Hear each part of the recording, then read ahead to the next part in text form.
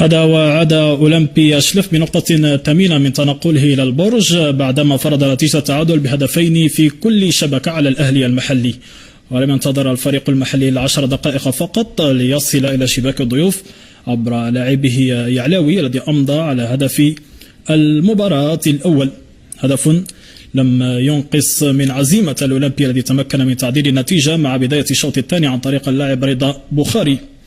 وتوالت الفرص بعدها من جانب المحليين الذين نجحوا في واحدة منها والتي كانت من ضربة جزاء نفذها نبيل يعلاوي بنجاح في الدقيقة 74. وفي وقت كان يسير فيها اللقاء نحو فوز الأهلي تمكن مليكا من تعديل الكفة في الرمق الأخير من المواجهة.